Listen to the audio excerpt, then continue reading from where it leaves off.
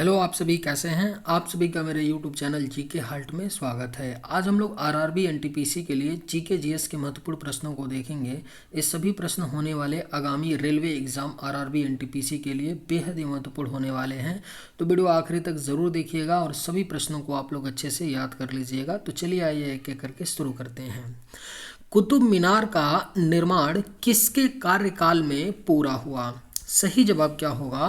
तो कुतुब मीनार का निर्माण जो है यह इल्तुतमिश के कार्यकाल में पूरा हुआ था। यानी सही जवाब आपका क्या हो जाएगा? ऑप्शन बी हो जाएगा।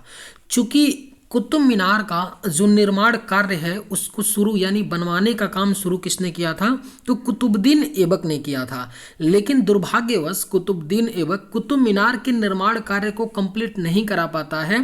तो कुतुबुद्दीन ऐबक के बाद जब इल्तुतमिश शासक बनता है तो कुतुब मीनार के निर्माण कार्य को पूरा करवाता है। यानी कि कुतुब मीनार दो लोगों के द्वारा बनवाया गया है पूर्ण रूप से, कुतुबुद्दीन ऐबक और इल्तुतमिश के द्वारा।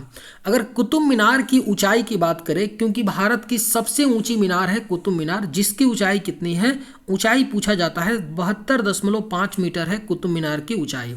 और कितना मंजिला है? तो 5 मंजिला आपका कुतुब मीनार है। इसे भी आप लोग याद रखिएगा, एक बार पूछा गया था। और कहाँ पर है? तो दिल्ली में है, आप सभी को पता होगा। सिख धर्म के संस्थापक कौन थे? सही जवाब क्या होगा? तो सिख धर्म के जो संस्थापक थे वह गुरु नानक थे। यानी करेक्ट आंसर आपका ऑप्शन ए होगा। सिख धर्म के संस्थापक गुरु नानक थे। किस बादशाह ने फतेहपुर सिकरी बनवाई थी? राइट आंसर क्या होगा? तो किस बादशाह ने फतेहपुर सिकरी बनवाई थी? तो सही जवाब ऑप्शन ए होगा अकबर। अकबर ने फतेहपुर सिकरी बनवाई थी। यानी सही जवाब ऑप्शन ए होगा।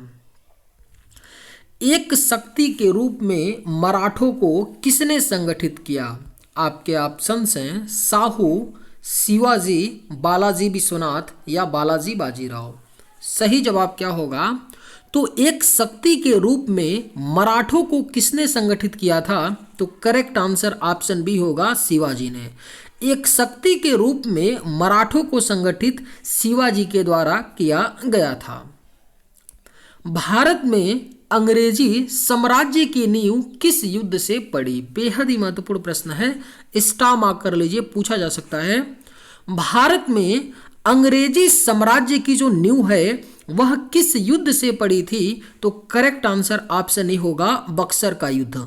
बक्सर का युद्ध जो 1764 ईस्वी में हुआ था, इसी युद्ध से भारत में अंग्रेजी साम्राज्य की नींव पड़ती है। बनारस हिंदू विश्वविद्यालय के संस्थापक कौन थे? सही जवाब क्या होगा? तो बनारस हिंदू विश्वविद्यालय के जो संस्थापक हैं वह पंडित मदन मोहन मालवीय हैं। पंडित मदन मोहन मालवीय ने 1916 ईस्वी में बनारस हिंदू विश्वविद्यालय की स्थापना की थी। यानी राइट आंसर ऑप्शन डी होगा। विजयनगर साम्राज्य का सबसे प्रसिद्ध शासक कौन था? अगर आप लोगों को ये वीडियो पसंद आए तो एक लाइक ज़रूर कीजिएगा, और अगर आप इस चैनल पर नए होंगे तो सब्सक्राइब भी कर लीजिएगा। विजयनगर साम्राज्य का सबसे प्रसिद्ध शासक कौन था? करेक्ट आंसर क्या होगा? तो ऑप्शन डी हो जाएगा, कृष्णदेव राय थे विजयनगर साम्राज्य के सबसे प्रसिद्ध शासक। यानी सही जवाब ऑप्शन डी होगा। गदर पार्टी का संस्थापक कौन था? करेक्ट आंसर क्या होगा? तो गदर पार्टी के जो संस्थापक थे वह लाला हरदयाल थे। यानी सही जवाब ऑप्शन आपका सी होगा, गदर पार्टी के संस्थापक लाला हरदयाल थे। भूदान आंदोलन का प्रारंभ किसके द्वारा किया गया? बेहद ही महत्वपूर्ण प्रश्न है। भूदान आंदोलन का प्रारंभ जो है यह विनोबा भावे ने किया था। यानी सही जवाब ऑप्शन ए होगा, भूदान आंदोलन का प्रारंभ विनोबा भावे ने किया था। दिल्ली चलो का नारा किसने दिया था? राइट आंसर क्या होगा? तो दिल्ली चलो का जो नारा है यह सुभाष चंद्र बोस ने दिया था, दिल्ली चलो का नारा। यानी राइट आंसर आपका ऑप्शन बी होगा, दिल्ली चलो का नारा सुभाष चंद्र बोस ने दिया था। भारतीय राष्ट्रीय कांग्रेस के प्रथम महिला अध्यक्ष कौन थी? राइट आंसर क्या होगा? तो भारतीय राष्ट्रीय कांग्रेस की जो प्रथम महिला अध्यक्ष थी वह एनी बेसेंट थी।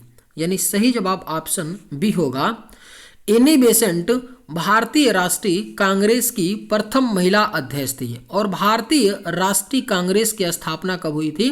तो 1885 में हुई थी, पूछा जाता है, याद रखिएगा। कांग्रेस ने किस गोलमेज सम्मेलन में भाग लिया था? सही जवाब क्या होगा? तो कांग्रेस ने किस गोलमेज सम्मेलन में भाग लिया था? तो करेक्ट आंसर ऑप्शन सी होगा, द्वितीय गोलमेज सम्मेलन। यानी दूसरे गोलमेज सम्मेलन में कांग्रेस ने भाग लिया था। राइट आंसर ऑप्शन सी होगा। भूकंपीय तरंगों का मापन किस यंत्र से किया जाता है? आपके ऑप्शंस हैं बैरोमीटर, कैम्पग्राफ, सिस्मोग्राफ या किलोग्राफ। सही जवाब क्या होगा? तो भूकंपीय तरंगों का मापन जो है किस यंत्र से किया जाता है? तो राइट आंसर ऑप्शन सी होगा, सिस्मोग्राफ। भूकंपीय तरंगों का जो मापन है यह सिस्मोग्राफ के द्वारा किया जाता है। यानी सही जवाब ऑप्शन सी होगा।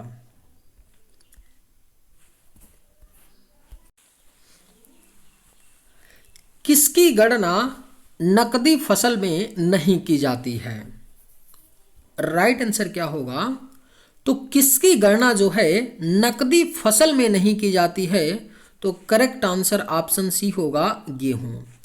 गेहूं की गणना नकदी फसल में नहीं की जाती है। यानी राइट आंसर ऑप्शन सी होगा। आपका चाय, कपास और एक कॉफी, ये तीनों क्या है? नकदी फसल है, लेकिन गेहूं एक नकदी फसल के अंतर्गत नहीं आता है। आपका सही जवाब ऑप्शन सी होगा। कौन सा देश विश्व में चावल का सर्वाधिक उत्पादन करता है? करेक्ट आंसर क्या होगा?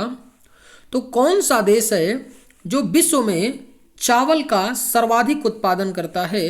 तो करेक्ट आंसर ऑप्शन ए होगा, चीन। यानी चीन देश जो है यह चावल के उत्पादन में पूरे विश्व में पहले स्थान पर आता है। सबसे बड़ा गन्ना उत्पादक देश कौन सा है? अगर आप लोगों को ये वीडियो पसंद आए तो एक लाइक ज़रूर कीजिएगा, और अगर आप इस चैनल पर नए होंगे तो सब्सक्राइब भी कर लीजिएगा।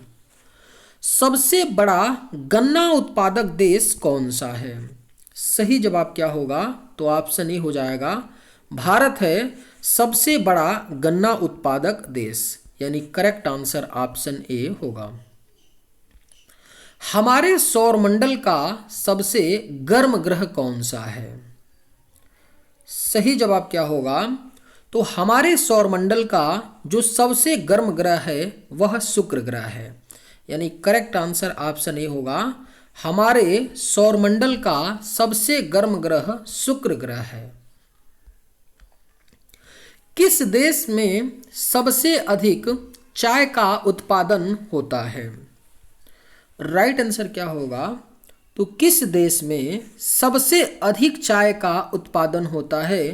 तो राइट आंसर ऑप्शन सी होगा, भारत। भारत में, अपने भारत देश में सबसे अधिक चाय का उत्पादन होता है। भारतीय रेलवे कितने क्षेत्रों में विभाजित है? सही जवाब क्या होगा? तो भारतीय रेलवे जो है कितने क्षेत्रों या कितने जोनों में विभाजित है? तो सही जवाब होगा आपका ऑप्शन सी, 18। भारतीय जो रेलवे है यह 18 जोनों में विभाजित है, जिसमें से जो सबसे बड़ा जोन है वह आपका उत्तरी रेलवे है। याद रखिएगा, एक बार पूछा गया था कि सबसे बड़ा जोन कौन सा है, तो उत्तरी रेलवे जो है आपका सबसे बड़ा जोन है। कौन सा नगर 2 राज्यों की राजधानी है? राइट आंसर क्या होगा? तो कौन सा नगर है जो 2 राज्यों की राजधानी है? तो करेक्ट आंसर ऑप्शन डी है चंडीगढ़। चंडीगढ़ 2 राज्यों की राजधानी है। पहला आपका हरियाणा है, हरियाणा राज्य है जिसकी राजधानी चंडीगढ़ है, और दूसरा आपका चंडीगढ़ है जो खुद एक क्या है, राज्य न होकर के केंद्र शासित प्रदेश है। ठीक है, तो करेक्ट आंसर आपका ऑप्शन डी होगा।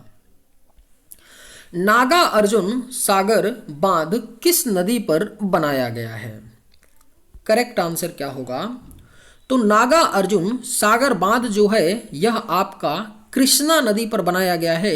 नागा अर्जुन सागर बांध, यानी सही जवाब ऑप्शन ए होगा। नागा अर्जुन सागर बांध कृष्णा नदी पर बनाया गया है। भारत के किस राज्य में सर्वाधिक चीनी मिलें हैं? राइट आंसर क्या होगा? तो भारत के किस राज्य में सर्वाधिक चीनी मिलें हैं? तो करेक्ट आंसर ऑप्शन सी होगा उत्तर प्रदेश। भारत के उत्तर प्रदेश राज्य में सबसे ज्यादा चीनी मिलें हैं। भारत की ताजे पानी की सबसे बड़ी झील है? सही जवाब क्या होगा? तो भारत की ताजे पानी की जो सबसे बड़ी झील है वह बुलर झील है, यानी राइट आंसर ऑप्शन सी होगा। भारत की ताजे पानी की जो सबसे बड़ी झील है वह बुलर झील है। कौन सी नदी बंगाल की खाड़ी में नहीं गिरती है? आपके ऑप्शंस हैं महानदी, कृष्णा नदी, गोदावरी नदी या ताप्ती नदी। सही जवाब क्या होगा? तो कौन सी नदी है जो बंगाल की खाड़ी में नहीं गिरती है? तो करेक्ट आंसर होगा ऑप्शन डी ताप्ती नदी। ताप्ती नदी बंगाल की खाड़ी में नहीं गिरती है, यह आपका अरब सागर में गिरती है। कहाँ पर? अरब सागर में गिरती है ताप्ती नदी, और बाकी ऊपर के जो 3 आपके हैं महानदी, कृष्णा नदी और गोदावरी, ये तीनों बंगाल की खाड़ी में गिरती हैं। धान की खेती के लिए उत्तम मिट्टी कौन सी है? बेहद ही महत्वपूर्ण प्रश्न है, वीवीआईपी कर लीजिए, पूछा जा सकता है, कई बार एक क्वेश्चन पूछा गया है। धान की खेती के लिए जो उत्तम यानी सर्वाधिक उपयुक्त मिट्टी होती है वह कौन सी होती है? तो दोमट मिट्टी होती है, यानी सही जवाब आपका ऑप्शन सी होगा। धान की खेती के लिए उत्तम मिट्टी दोमट मिट्टी होती है। संविधान सभा का अध्यक्ष कौन था? करेक्ट आंसर क्या होगा? तो संविधान सभा के जो अध्यक्ष थे वह डॉक्टर राजेंद्र प्रसाद थे, संविधान सभा के अध्यक्ष, यानी सही जवाब ऑप्शन सी होगा। संविधान सभा के अध्यक्ष डॉक्टर राजेंद्र प्रसाद थे। राज्यसभा के सदस्यों का कार्यकाल कितना होता है? राइट आंसर क्या होगा? तो राज्यसभा के सदस्यों का जो कार्यकाल होता है वह 6 वर्ष का होता है, क्योंकि राज्यसभा कभी भी भंग नहीं होता है। राज्यसभा को उच्च सदन कहा जाता है और लोकसभा को निम्न सदन कहा जाता है, और जो राज्यसभा के सदस्य होते हैं उनका कार्यकाल 6 वर्ष का होता है, यानी सही जवाब आपका ऑप्शन ए होगा। भारत का संविधान कब अंगीकृत किया गया? राइट आंसर क्या होगा? तो भारत का संविधान जो है यह 26 नवंबर 1949 को अंगीकृत किया गया था, यानी सही जवाब ऑप्शन आपका ए होगा। किस विटामिन की कमी से रिकेट्स रोग होता है? राइट आंसर क्या होगा? तो किस विटामिन की कमी से रिकेट्स नामक रोग होता है? तो करेक्ट आंसर ऑप्शन डी होगा, विटामिन डी। विटामिन डी की कमी से रिकेट्स नामक रोग होता है। कौन सा रोग जीवाणुओं द्वारा नहीं होता है? सही जवाब क्या होगा? तो कौन सा रोग है जो जीवाणुओं द्वारा नहीं होता है? तो राइट आंसर ऑप्शन ए होगा, चेचक। चेचक जो रोग है यह जीवाणु के द्वारा नहीं होता है। प्रिंटिंग प्रेस का आविष्कार किसने किया था? इस प्रश्न का सही जवाब क्या होगा? आप लोग मुझे कमेंट करके बताइएगा कि प्रिंटिंग प्रेस का आविष्कार किसके द्वारा किया गया था। ऑप्शंस हैं कैक्सटन, जेके थॉमसन, वाटरमैन या गुटनबर्ग। चलिए आज के वीडियो में बस इतना ही। अगर आप लोगों को ये वीडियो पसंद आए तो एक लाइक ज़रूर कीजिएगा। थैंक्स।